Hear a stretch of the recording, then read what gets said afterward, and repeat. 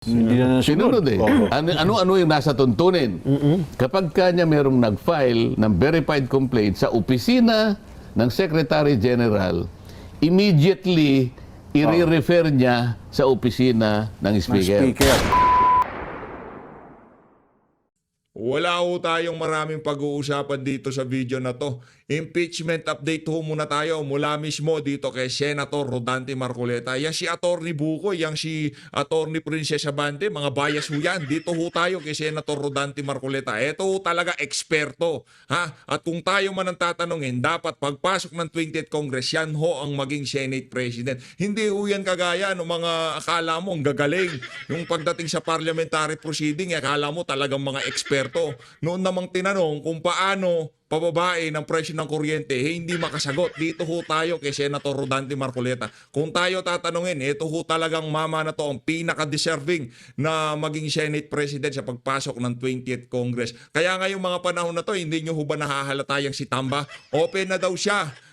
Na pag-usapan sa publiko, pag yung usaping budget, pagka pinag-usapan sa Bicameral Conference Committee. Kasi alam na niya magse-Senate President tong si Senator Rodante Marcoleta, kaya ngayon pa lang inahanda niya na sarili niya na mabubulat-lat na sa sambayan ng Pilipino kung ang mga pinag-uusapan nila dyan sa Bicam na yan. Pero bago yan mga kababayan, isang like at isang subscribe. Masaya na ho tayo dyan sa mga gusto sumali sa ating community.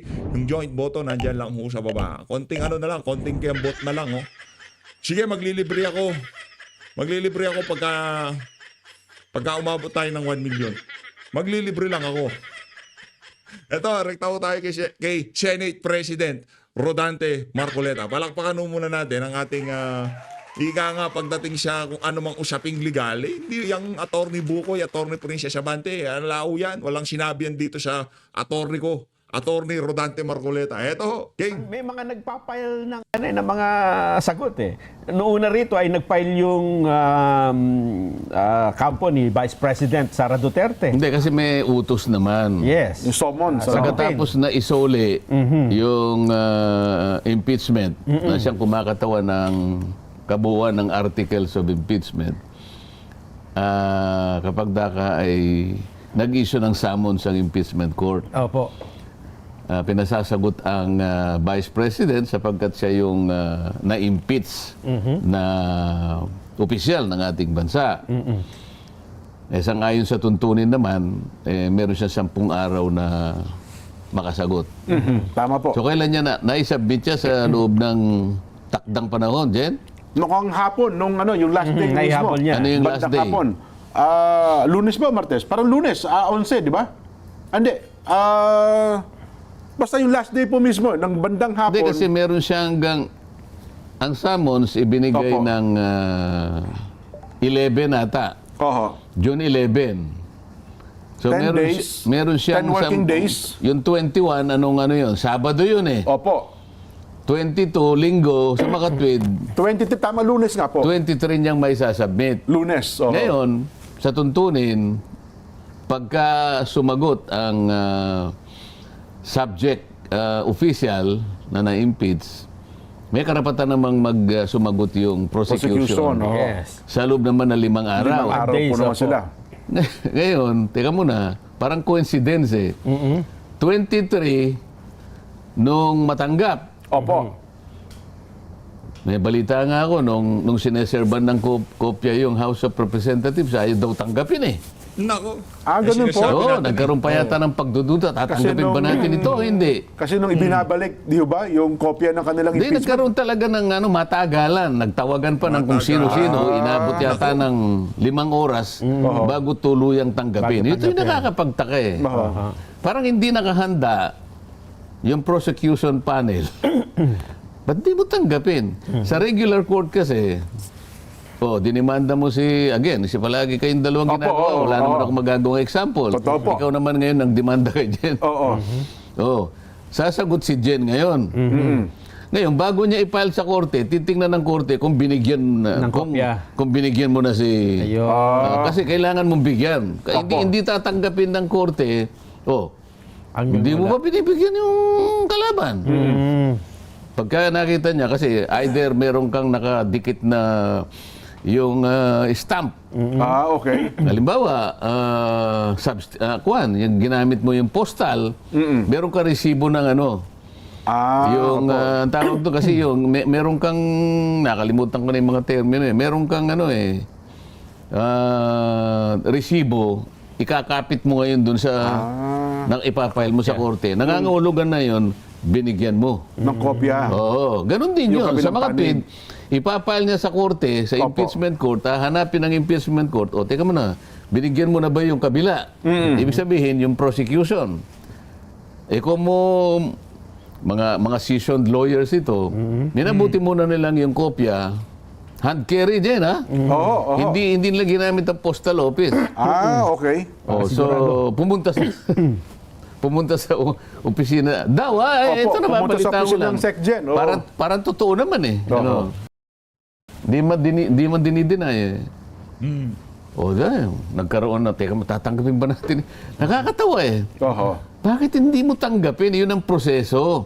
Hindi tatanggapin ng impeachment court yung sagot ng Vice President Kung walang... kapag walang batayan na ikaw, binigyan mo muna yung kabila. Ayun. Siguro, Ganun napagmuni-muni nila. Sige, tanggapin na natin. Oo. Kamuntik nang natapos ang isang araw yata eh. Di kasi ang kanilang parang pagdududa kong tatanggapin ba nila o hindi kasi ang dating parang ibinalik yung impeachment complaint yung kabuuan.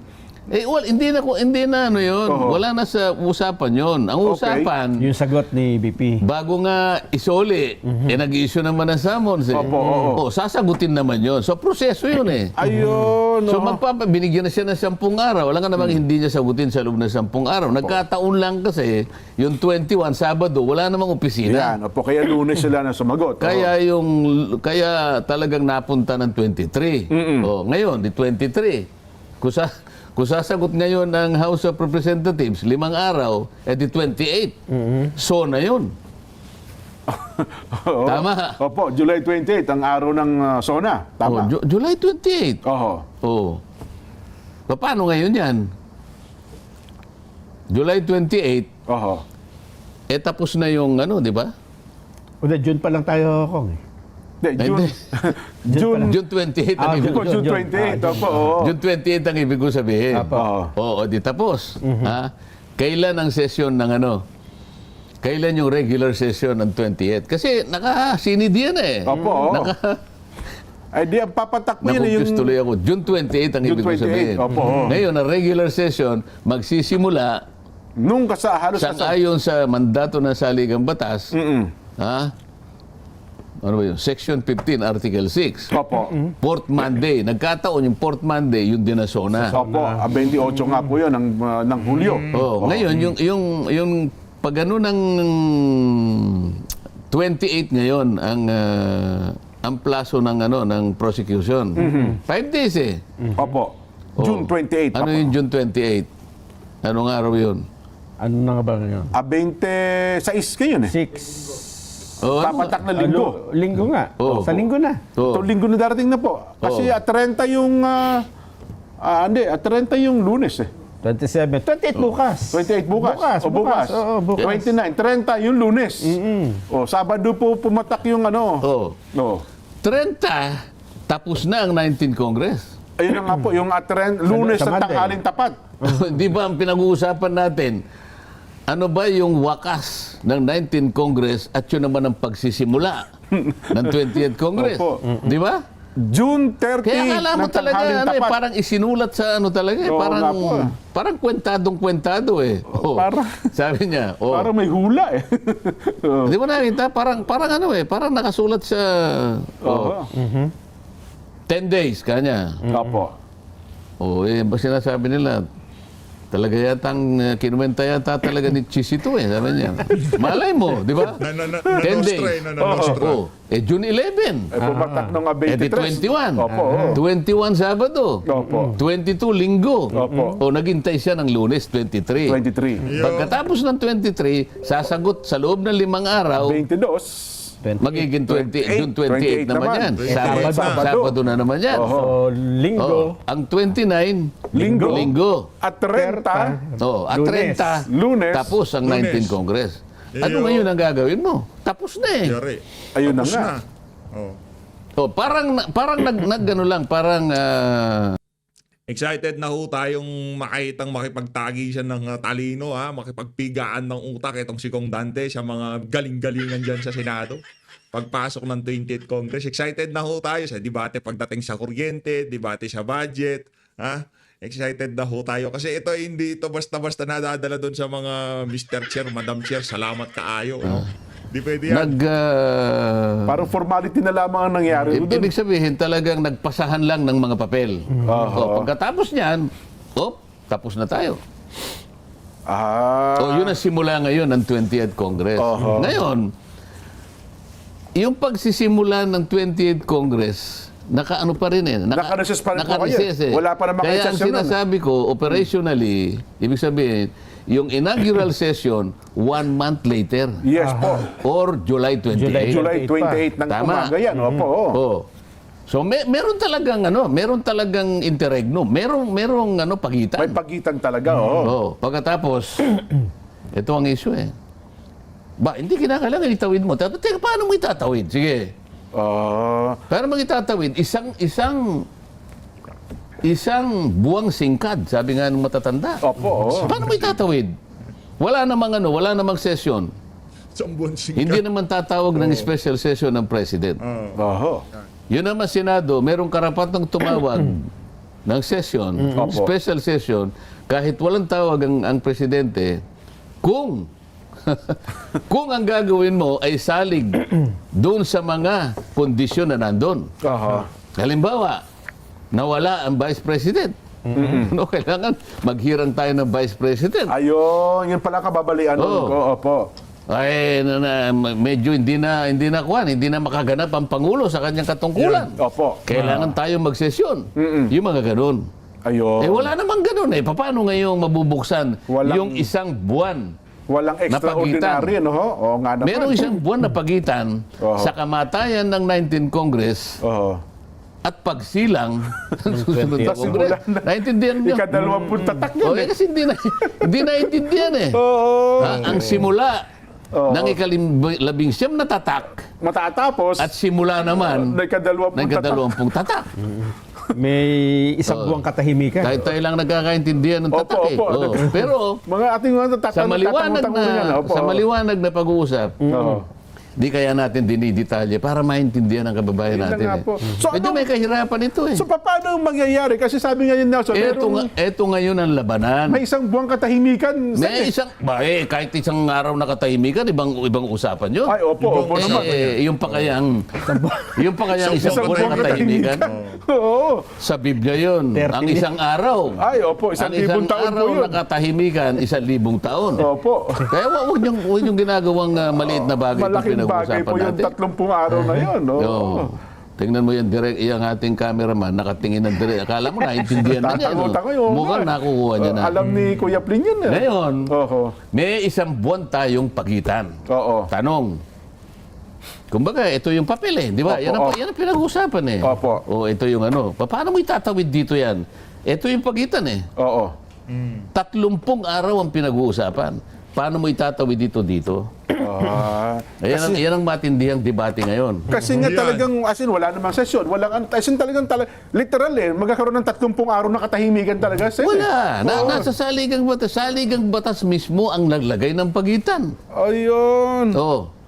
Basahin mo, Section 15, Article 6. Opo.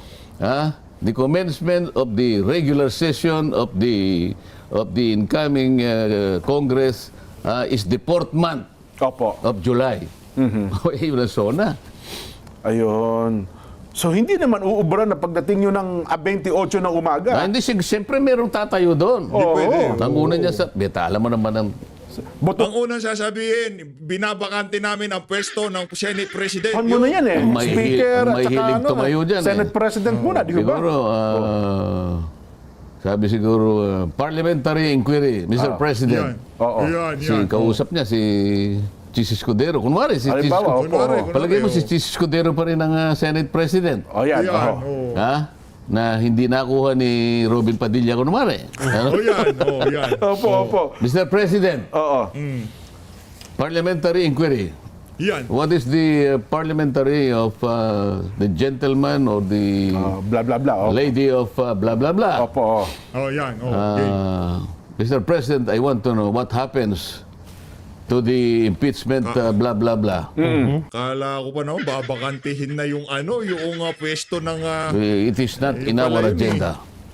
Today. Oo Ay, nga, wala wala naman, Kasi no? wala sa agenda pa yan. O ano isasagot ni yan na yung banatan. Babasa, Yan na. no. Sabi niya, the Senate is a continuing Body. Oo. Ayan na, mag-uumpisa na naman yan. Yan, Ang pagkakaiba lang bakbakan na noon, naman yan. wala ako eh. Ayun. Ngayon, nandito na Sa ako eh. 20th Congress, nandiyan na kayo. Di ba? Oo. Ando na. O yan, Ay, yan ang abangan nyo ho mga kababayan.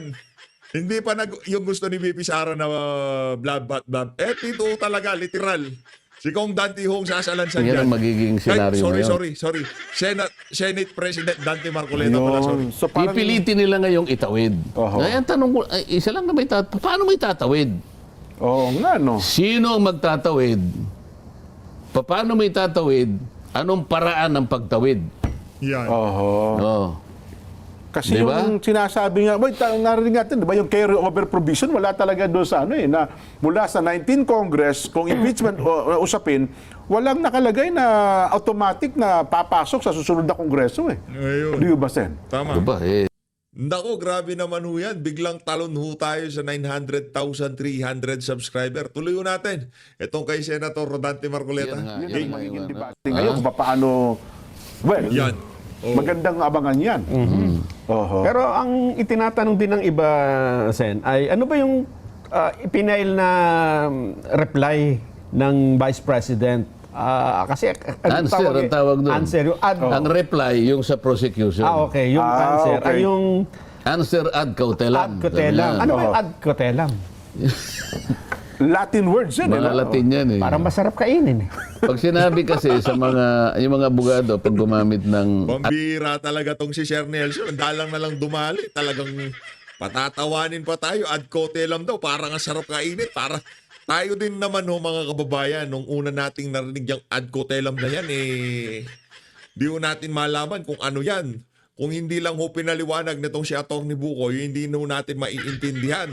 Pero dito sa pagpapaliwanag na to ni Senator Rodante Marcoleta, 100% maiintindihan ho natin yan. ad cautelam. Opo. Minsan may mahaba pang ano yan eh. May mahabang answer ex abundante ad cautelam. Ganun pa eh. Yan. Ito may shortcut yan. Ibig lang sabihin, sinasagot kita na merong babala. Ba may babala? Ba, may warning pa, Ibig sabihin, yung gusto kong maintindihan mo na kaya Naalala ko na naman yung mga Tagit Bulaga eh. Yan si Babala, merong kapatid yan eh. kung bakit kong sinagot ng ganito. Okay. Kamukha nung kanyang ginawa, kaya niya sinabing ad cautelam, kahit na sumasagot ako sa iyo, hindi ko itinatanggi na, hindi ko kinikilala pa rin na may jurisdiction pa rin ang impeachment court. Kasi baka akalain nila, sumagot ka na eh. Di inaamin mo yung jurisdiction, hindi kaya nga ad cautelam. Yun ang ano. May pasubali. Parang Yung pala ganun. ibig sabihin. Meron siyang itinitirang hindi ko, sasagot ako, pero hindi ko kinikilala. Yun ang ad cautelam. Ayun. Di ba? So bagamat sumagot siya, hindi naman ibig Sa mga sabihin tweet, pag sinagot ko kanya, parang hindi ko dinideny. May denial ako dyan. Kaya meron siyang tinatawag na affirmative defenses. Meron siyang affirmative allegations, meron siyang affirmative defenses. Dito sa kanyang sinabi, may tatlo ko nakita. Sabi niya, itong pang-apat na impeachment na ifinail ninyo, it is void ab initio. Sabi niya, yun ang una niyang ground. Opo. Kasi sabi niya, kaya void ab initio, you violated the 1-year ban rule. Di ba? Yung pinag-uusapan natin. Opo, ng impeachment. Kailangan isa. nating inuli. Bakit nila pinipilit na talagang yung pang-apat ay parang wala ng silbi? Sapagkat meron silang ipinail na unang tatlo. Yes. December 2, 2024, nag-file ng impeachment Opo. complaint. Ito verified Opo, tsaka may endorser yan. Walang depekto, in-endorse. Opo. Sana man lang, kaya naman hindi namin ginalaw, walang nag-endorse eh. Kasi yung unang complaint, ang nag-file isang karaniwang mamamayan.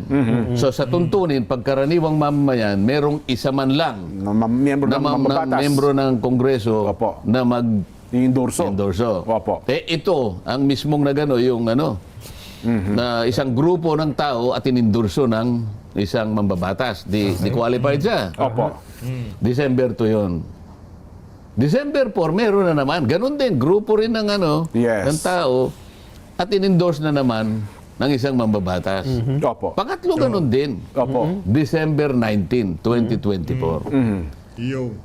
Ngayon, hindi nila ginalaw. Sabi ng sagot ni Vice President Sara na totoo naman, sarili niyong tuntunin, hindi ninyo Hindi na sinunod eh. Opo. Ano yung nasa tuntunin? Kapag kanya merong nag-file ng verified complaint sa opisina ng Secretary General, immediately i-refer niya sa opisina ng Speaker. Speaker. Yun ho, malinaw yun. Hindi yung kung tawagin nila forthwith. Ito ho, wala ng forthwith. Immediate ho pala yung sa rules ng impeachment dyan sa House of Representatives. Walang forthwith. Immediate dapat i-transmit nitong si Reginald Velasco mula sa opisina niya papunta sa opisina nitong si Tamba. At least malinaw na. Immediately, ha? Opo. Hindi ginawa. Hindi ginawa. Kasi pagka, halimbawa, ipinail ngayon, kunyari ang immediate is within 3 days. Kunwari lang, Opo. After 3 days, ini-repair niya na kagad si Speaker. Immediate pa rin yun. O kaya 2 days, kunwari. After 2 days. Kasi marami rin namang ginagawa sigurado ang Secretary General. Boss, bigyan nyo naman ako ng 2 days naman. Yun ang immediate para sa akin. And hindi, ang dami ko rin namang sagutin sa buhay. After 2 days, Pinail. ang sinasabi, immediately. So after 2 days, ginano niya. Pagkaraan naman na ito ay matanggap ng opisina ng ng speaker, meron siyang 10 session days para i-repair. Para ilagay sa order of business. Mayroon pala talagang... May mekanismo yan. may schedule talaga. Isasama mo siya sa order of business. Oo. Kasi ibabagsak niya sa Committee on Rules. Ang rules ang maglalagay sa order of business. O kaya nga merong first reading, may ganyan. May second reading, blah, blah, blah. Pagkatapos na ito'y mailagay sa order of business, o dinabasa yung impeachment, sasabihin ng kung sino yung presiding officer, to the Committee on Justice. Yun na yun. Ayun. Kasi within 3 session days naman, pagkatapos na mailagay sa order of business, kailangan i-repair mo sa Committee on Justice. So tatlong yun tatlong proseso. Hindi ngayon ginawa ng House of Representatives. Ang tanong, bakit hindi mo ginawa? Ayun na nga. Kasi parang nilagom nila yung yung tatlo. Pagtapos ng pagdating ng pang-apat, doon nila Wala tayong problema doon kahit lagumin mo. Kaya lang, ang pinag-uusapan, immediate mong i-repair. Ang pinag-uusapan na natin dito, pabayaan mo na yung December 4 and December 19. Ang una is December 2. Within 10 session days. Bakit nga naman, nabinbin Okay, kailangan bilangin mo alin yung ika-10th day na dapat yon ay ni-repair. Inilagay sa sa order of business. So yun ang punto ng sagot po ni BP Inday. Hindi tama yun Opo. Kasi yung rules namin sa House of Representatives, kinopya word for word sa Constitution, ganoon din na nakalagay. Ngayon, ang tanong niya, nilabag ninyo yung one year ban. Nako. Sabi niya, hindi naman namin, kaya nga hindi nyo ginalaw deliberately hindi nyo ginalaw Naku, malaki hong pananagutan ng House of Representatives dito sa isa na to. Kaya naniniwala tayo, tatayuan yan itong si Senator Rodante Marcoleta pagka nag-umpisa ng 20th Congress. Yung mga magbibida-bidahan dyan ay yung mga maggagaling-galingan. Kasi sa lahat ng sa lahat ng tatayong Senator Judge dyan sa impeachment nila na yan, siya lang ho ang kaisa-isang nahalal na mula sa House of Representatives, tumawid ho siyang papunta sa Senado, mula sa House of Representatives, sila ang trumabaho. Sila yung tipong nag-impeach kay VP Sara sa mababang kapulungan. At pagkatapos niya doon, lumipat ho siya diyan sa Senado. Siya naman ho ang magsisilbing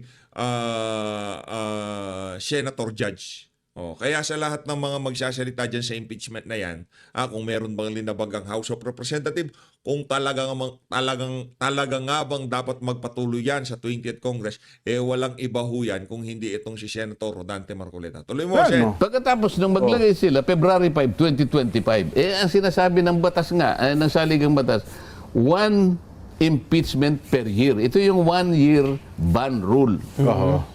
O, di nalabag nga. Ayun. Ngayon, paano mong sasagutin nga? Dito lang pwedeng, ayaw muna sabihin kung ano yung gagawin ko, pero dito maraming issue dito. Pero bakit, di ba Ako, yari kayo dyan. Yari kayo dyan. Na-corner na kayo nitong Senate President ko. Hindi ko muna sasabihin kung ano gagawin ko, pero sigurado magugulantang kayo. yung point ata na yan, parang hindi rin yung point na pinalutang ni Senador Bato de la Rosa nung hinihinging niya na ibasura yung impeachment Maaaring proceedings, maulit di ba? yun eh. Kasi doon iikot eh. Ayun, oho. Pangalawa, meron siyang sinabi, Opo. there are no statements of ultimate facts in the fourth impeachment complaint. Yung mga ultimate facts, ito yung mga aligasyon. Okay. Ito yung mga statements na nakaporma Oho. na basis ng claim or defenses. Oho. Halimbawa kanina, yung example namin, si Nelson, dinimanda ka. Opo. Yung aligasyon, yun ang ultimate facts. Husay, no? Ako po ang may-ari ng isang pirasong lupa Oho. na located po sa ganitong lugar. Sa may Mother Ignacia. yan. Opo, at ang katotohanan po niyan, hindi po, 4 na hektarya po pala. Opo. Talagang talagang segue pa ho sila eh. Usaping ABS na naman yan eh. 4 na hektarya yun. Oo. Ako po ay may-ari ng 4 na hektarya. Lupa. Diyan po sa Mother Ignacia. Mother Ignacia. Esguerra Avenue. Opo. Sapagkat yan po ay pinag-iwanan na po ng naitumba na network. Ano? Opo, halimbawa lang. Sige po. Ang katibayan po akong may-ari, kalakip po nito yung ebidensya. Ayun. Opo. Yan eh. Pangalawang ito yung statements eh. Galing Opo. talaga Bigla eh. naman pong nanghimasok kanya yung Jenso Barjaga. Bigla na lang nagtayo ng kubo doon. Nako. Oho. Oho. Oh. Ito po yung litrato, naglagay po siya ng kubo, nagtatanim pa po siya ng kung ano-anong mga high-value crops. Alam naman po hindi pwedeng mabuhay dyan dahil simento na po yung nandyan eh. Di ba? Ito po yung litrato ng mga ganyan. Ngayon po, ako po ay sinabihan ko po siya na umalis ka dyan. Ito po yung demand letter ko, annex ba. Ito yung mga facts. Ayun. Wala naman nakalagay na ganyan. Ano sasagutin ko sa inyo, sabi niya. Ayun. Ang nakalagay dyan, puro conclusion of law and conclusion of facts. Na sinasabi nyo, sinabi ko na, Lumabag sa ganito.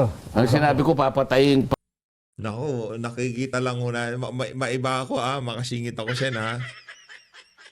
Nakikita ko lang ng naging 9 niyang ano na yan. Ibig sabihin, magka-countdown na ho pala tayo. Maraming salamat po mga kababayan. Palakpakan natin yung mga masugid natin kasama dito sa PHP. Maraming salamat po sa inyong lahat. Pagka ako'y napatay, papatayin ko kayo. Opo. Nasaan yung mga, di ba? Oho. Parang ano nga, halimbawa, sabi sa may lupa. Sabi niya, conclusion na ganyan. So, sa mga tweet, sabi niya, meron siyang parang general denial eh. Opo. Considering, sabi niya na, sa iba't ibang pamamaraan, considering na isinuli sa inyo ang impeachment complaint, Opo. kalakip yung articles of impeachment, Opo. technically, wala akong sasagutin sa inyo eh. Wala na sa inyo eh, sabi sa korte. Kaya nga, ad cautelam. Ibig sabihin, boss, with all due respect, hindi ko naman ho kayo inaano. Sinuli na po ninyo. Ano po sasagutin ko, di ba? Oo, nga, no? Bagamat sinasagot ko po, pinaalala ko lang sa inyo. Kaya pala ad cautelam, sabi. Na technically, hindi ko po kayo inaano. Ganito yung banatan dyan eh. Oo. Kung wala naman kang statement of facts, ano sasagutin ko? Ano, di ba? Maganyan labanan eh. Pangatlo, sabi niya, Oo. being laden with conclusion of facts and law. Kasi mga conclusion lang eh. Oho. Wala yung ultimate. Okay, opo. Di ba? Oho. Deport impeachment complaint is a clear abuse of impeachment process. Isang malinaw na paglabagan niya sa proseso ng impeachment. Oo, kasi ang impeachment malinaw naman eh. Wala Okay. naman kayong nilalagay. Inaakusahan ninyo ko, wala naman kayong statement of facts na kung saan nyo Opo. Oh. Ang isa pa rito, Nasamid pa si Sen. nagpunta siya sa Korte Suprema. Sinabi niya na ito bago pa siya sumagot eh. Opo. Ngayon, hindi ko malaman kung mauuna ang Korte Suprema kasi may may question na nalalaman pala ako, doon, no? may nalalaman naman akong jurisprudence. Kung minsan ang Korte Suprema, sabi niya, hindi muna sila yung mauna kasi Opo. sila yung sasalig ang batas yung Igalang impeachment natin court. yung kanilang kapangyarihan. Tama. Igalang natin yun. Sila lamang, sabi niya, ang merong karapatan to hear and decide Yes. cases of impeachment. Oho. Sa ibang pagkakataon naman kasi, nangunguna naman ng ano. Kaya dito, malaman natin, Ayan. Opo. uunahan mo ba o magpapahuli ka? Oho. Kasi parang tahimik ang Korte Suprema ngayon. Usapin na yan, Sen. Di ba? Oo, yun muna, yun muna kasi kasali na ako dun sa ano eh. Oo, para hindi nila tayo kung ano man yung. Oo nga po. oo. Oo, di ba? So, yun ang aabangan pala natin, Sen. Oo, Ano? ang abangan mo si Ombudsman. Ayun pa, yung pa ayun, isa. Oh, punta na tayo doon. Ano ba Kasi nangyari kay Ombudsman? kung Magaling talaga. Magaling talagang sumigwi itong si Idol. Pagkatapos sa impeachment, punta tayo sa ombudsman. Palakpakan nun natin itong si Senator Rodante Marcoleta. yung impeachment na yan, Tingnan mo.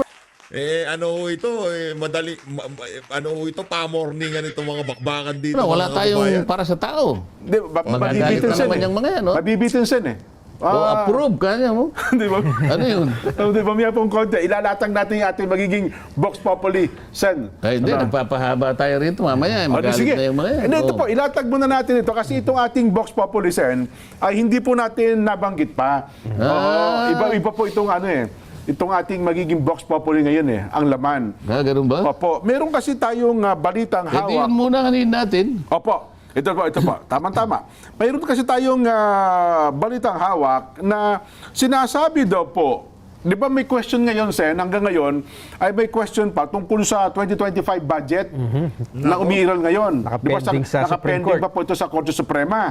Ano ha? Ang isa po sa binabanggit dyan, meron daw anyang 150 billion na, well, quote-unquote, pork barrel. Kasi wala na ho namang pork barrel ngayon, di ba?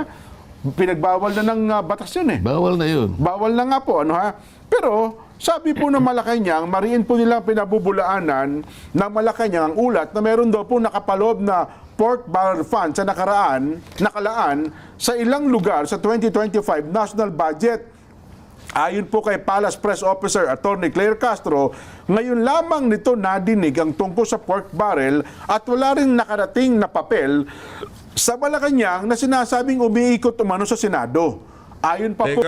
Teka lang. Ang tanong dyan, kung walang pork barrel, sila na kumuha ng pambayad sa mga boto noong 2020, sa nagdaang 2025 midterm election. Yan ang malaking misteryo na kailangang maimbestigahan. Saan sila kumuha ng pambayad, ha? Diyan siya naganap na senatorial election, di ba? po kay Yusek Castro, hindi issue sa palasyo ang pork barrel kaya mariing pinabulaanan ito ng ehekutibo. Batay daw po sa umiikot na umano'y dokumento sa Senado, bilyon-bilyon pisong pork barrel fund daw po inilaan sa ilang lugar tulad ng Bulacan, 12 billion, Sorsogon, 9 billion, Mindoro, ang laki. Hindi pork barrel na ang tawag dyan, insertion. Insertion. Siguro Yan, palitan tama. natin, hindi pork barrel. Dahil technically wala na Wala yan. na talaga, opo. Pinagbawal na po Sinabi sa ng Korte batas. Suprema, wala na yan. Opo. Nagiging pork barrel kasi, kung halimbawa, ikaw ay binigyan ng karapatang mabigyan ng proyekto Opo. na gagawin sa distrito mo, pagkatapos na mailagay sa batas, ikaw pa. Yun ang pork barrel. Ikaw pang makikialam doon sa pagpapagawa ng Opo. project na nilista mo. Pati yung contractor, magiging pork barrel siya. Oho. Kasi ang nangyayari nga, kaya nga pinalitan na yun dahil sa, alam mo na, Oho. kaya niya pakikialaman. Ako ang nagpapondo niyan eh. Ayun, oo. Ako ang naglagay ng contractor dyan eh. Ako maglalagay. Oho, Anong oho. pangalan ng contractor mo? Benguet. Kunwari lang. ha? Ibang klase talaga tong si Sandante. Ako magmimina dyan. Opo. Ha? Halimbawa. Ngiti-ngiti si Nelson eh. Ha? Mali na yung pagiging pork barrel. Ayun. Ngayon, kaya nga Ayun na nga mga kababayan, kung gusto nyo kong panoorin ang kabuuan ng naging talakayan na yan dyan sa Saganang Mamamayan, punta ho kayo dyan sa Net25. Maraming salamat to mga kababayan. Mag-ingat ho kayo lahat. Mahalin natin ng Pilipinas. Maraming salamat to. Paalakpakan. Hindi, medyo malungkot ho tayo kasi talagang gusto ho nating makitang umikot yung mga numero na yan mula 800 papuntang 900. Pero meron lang ho tayong inasikaso kaya hindi ho natin napagsaluhan ang pagkakataon na makita yung mga numerong umikot na yan mula sa 800 papuntang 900. Doon na lang ho tayo sa 1 million, okay? Doon na lang tayo sa 1 million. Maraming salamat to mga kababayan. Again, maraming salamat to. Hindi ko ho inaasahan na aabot tayo sa ganito, aabot tayo sa 900,000 subscriber. Hindi ho talaga. Hindi ko inaasahan yan. Maraming salamat to sa suporta nyo. Mabuhay ho kayo lahat. Mahalin lahat ng Pilipinas. Maraming salamat to mga kababayan.